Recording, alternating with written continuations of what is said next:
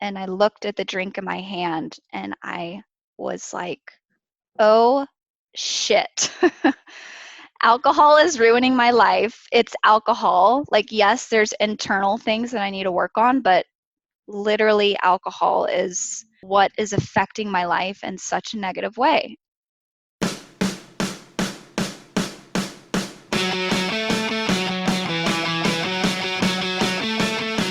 Welcome to Self-Made and Sober. I'm your host, Andrew Lassis with selfmade-coaching.com.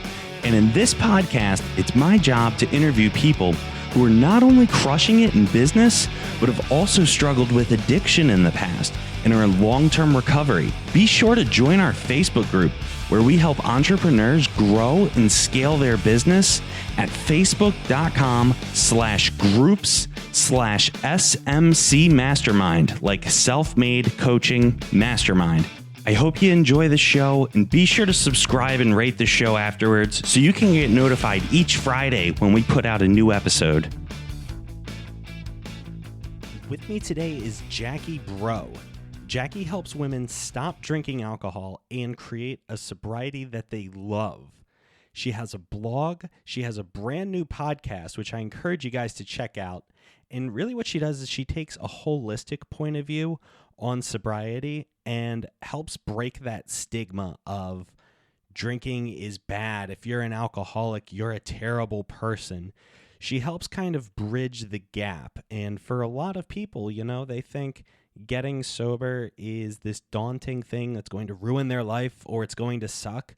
And what she does is really bridge the gap between that misconception of what getting sober is and what we think that it might be if we try it out. And what we're going to talk about today is a lot of what her journey is, which she'll share with you shortly, as well as strategies to stay sober and get to the next day. And Jackie, I wanted to say congratulations on, by the time this is getting released, it'll be the future me congratulating the past you on your recent marriage and your recent launch of the podcast. And I know for us, getting married was a huge, huge, huge problem because Hurricane Irma had just hit. So how is the wedding planning process working in your sobriety? Like, no matter who you are, there's always some sort of stress leading up to the wedding day. It's different for everyone, sure. Yeah, absolutely. And so you've been sober since June 2018. So That's right. congratulations on your recent 18 months. And why don't you give us a little background on what's going on in your life at that time? Yeah. So I guess for today, I'll start at like my most crucial point. Um, uh, I was an avid binge drinker where I only drank on the weekends, Friday and Saturday. But when I did drink, I drank a ton and typically blacked out and said things that I normally wouldn't do on a sober state of mind. And then about a little over 5 years ago, my dad passed away unexpectedly. He was training for a marathon and had a heart attack, and it came out of nowhere. My family and I were not expecting it, and it took a toll on me. And I'm the oldest of my siblings. I have three younger siblings, and I felt the need to just kind of have it all under control and to not I didn't want them to see that like things would go to shit after he died. I wanted to make sure that, they knew that everything would be okay. The youngest was still in high school, so I was 24 years old when my dad passed away. But so I kind of kept all of my feelings about his death inside. I also just didn't really know how to grieve properly. Mental health was not something that we talked about in my family very often. So Like therapy was a no-go at the time, and just like talking about the grief that we were experiencing really wasn't happening either. So I kept a lot of it in. And come the weekends when I would go back to my binge drinking, it got very, very bad. It became less of having quote unquote fun and more so trying to numb my pain. Um, because it was very, very hard, very dark time for me. Um, as time went on, so I kept up my binge drinking after his death, about 3.5 years after he died, and I was just getting very, very depressed. Um, and, I know a lot of that came from the grief that I was feeling and the pain that I was going through. However, whenever I drank, um, my depression was heightened and I only got more sad.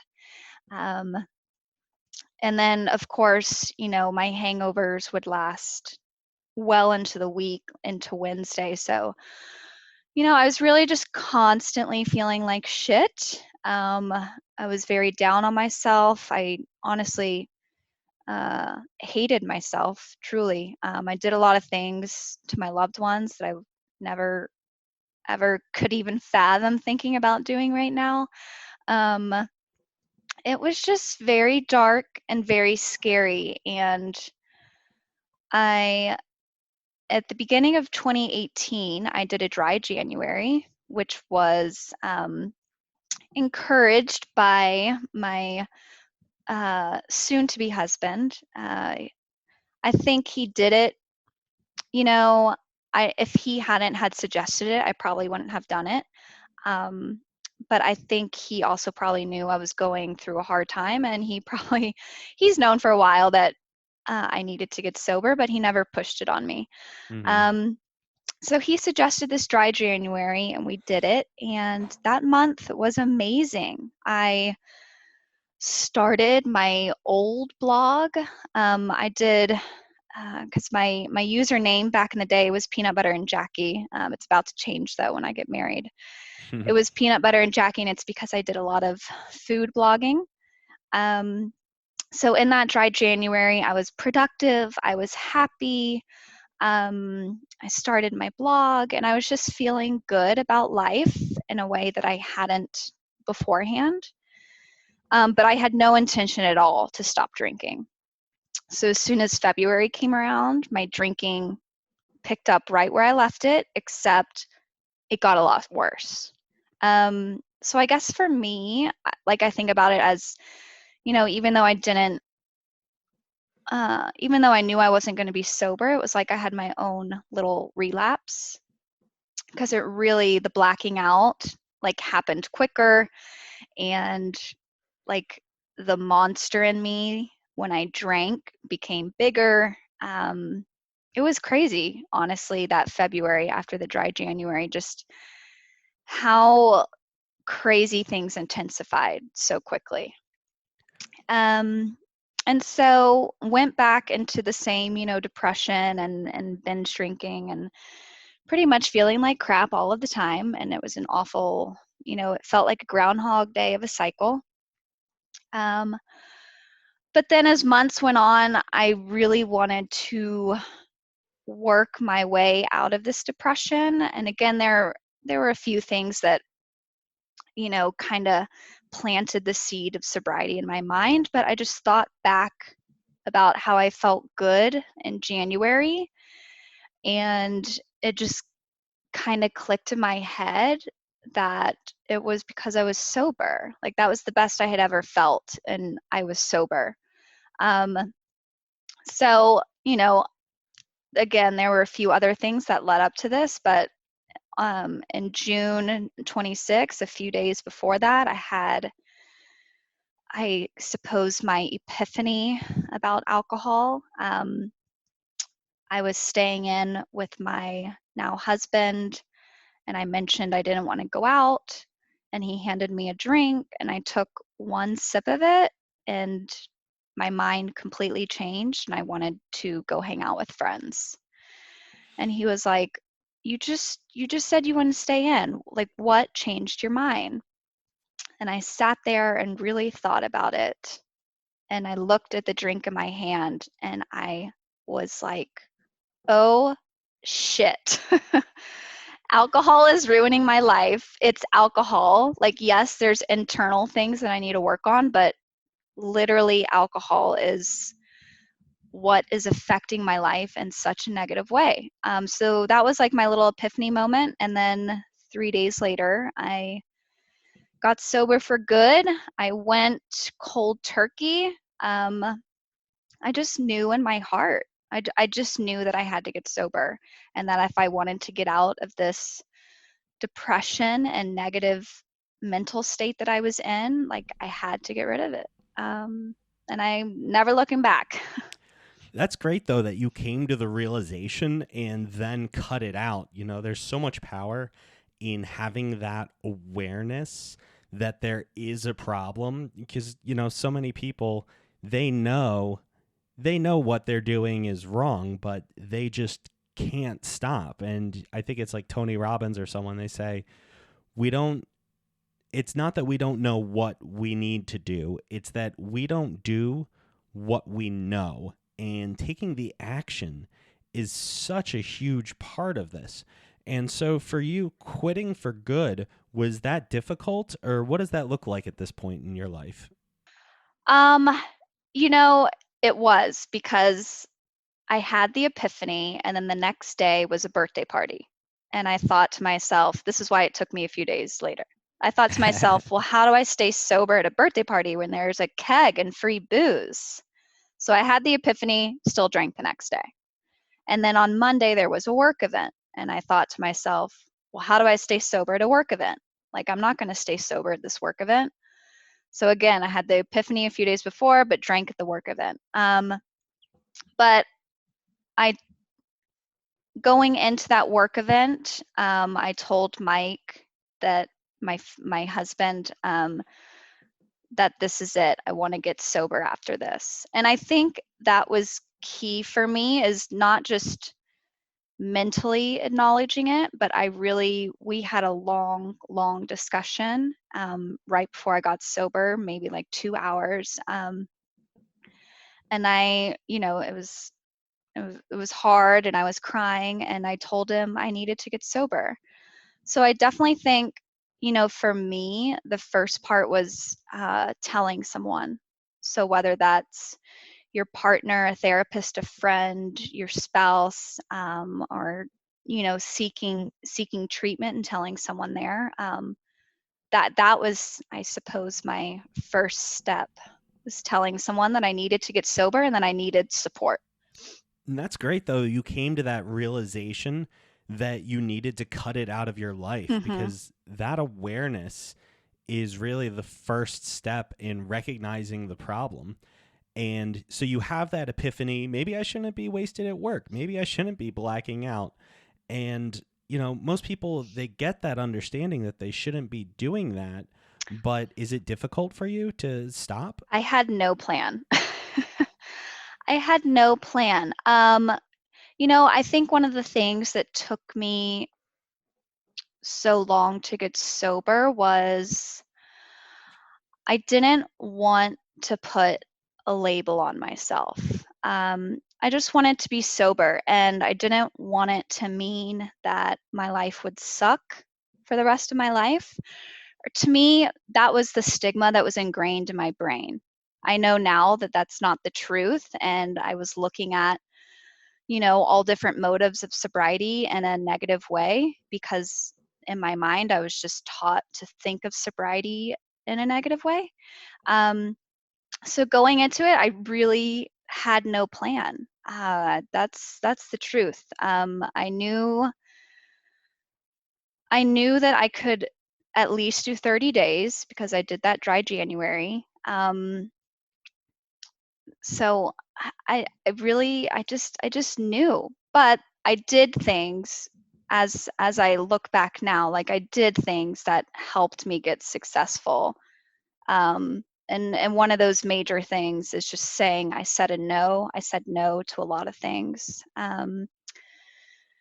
And again, I tried telling my closest friends and just asking for their support and explaining to them why I'm choosing to stay in and not go out, and you may not be seeing me as often as you would like. But yeah, really, I had no plan. Well, having no plan and still doing it, I think is better than having a plan and not following through on it, like that analysis through paralysis, or or paralysis through analysis rather.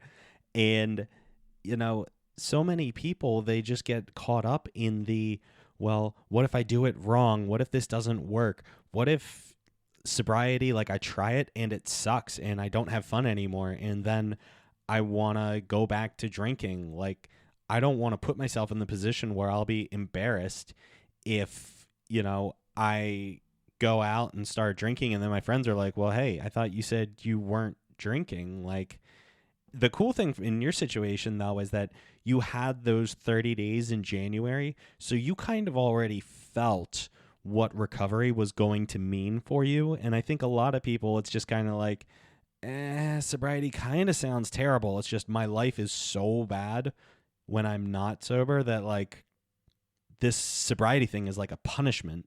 And it really doesn't have to be something that's terrible. And I know a lot of your message is in smashing the stigma behind drug addicts and alcoholics, particularly women, and like what's brought up in that. And so, shifting gears a little bit, I'd like to talk a little bit about your coaching and how you got into that and what that's looking like. So, just leading up to it, going back to that, your point of secrecy, really the pivotal moment of my sobriety was when I became public with it. And so I already had this food blog, but I was also writing about my life a little bit. It was half food, half lifestyle. And 2 months into my sobriety, I decided to share that I was sober. I felt like I was hiding my sobriety, and I was enjoying my sobriety. It made me feel good. I was a lot happier. Granted, it was still very difficult, but I felt better. So I decided to share it, and I'll never forget it. My post was, plot twist, I'm not drinking alcohol anymore. And to most people that knew me, like, their minds were blown away. So really everything in regards to my business and coaching started right there when I Mm-hmm. decided to be public with my story. And when I did, I suppose, come out of my sobriety closet, I also wrote a large blog piece on it.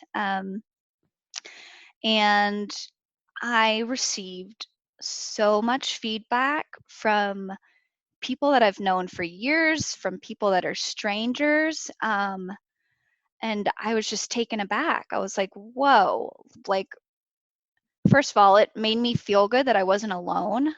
But second, it also made me feel sad uh, that so many people didn't feel like they had anybody that they could talk to or reach out to. Mm-hmm. Um, so from that point on, it just kind of became my mission to help others get sober. And not only that, but to help others see the positive side of sobriety, and that even though it seems very, very scary, and it is at times, it's really so worth it. And you can really just transform your life. Um, so it's only been a few months now that I've been sober coaching, because I've been sober now for over a year and a half. Um, so I was blogging about it for a very long time, and I created a 30-day challenge because people were consistently asking me about the first 30 days, because that's the hardest. That's the truth. It's very hard to do those first 30 days. Um, and that received good feedback. And then I was interviewed on another podcast, yeah, a little after my year.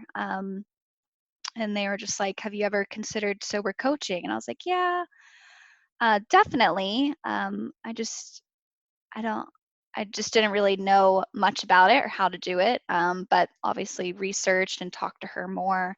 Um, so yeah, I've only been coaching myself for about maybe 4 months, and it's women only. So I definitely focus on women, younger women, especially too, that kind of look at alcohol as fun, but they also see that it's dramatically affecting their lives, and I really just try to help change their mindset on sobriety, and also help be there for them as support and accountability, because there are a few things that I would do differently when I first got sober. One is start therapy right away. I didn't start therapy until a few months into my sobriety.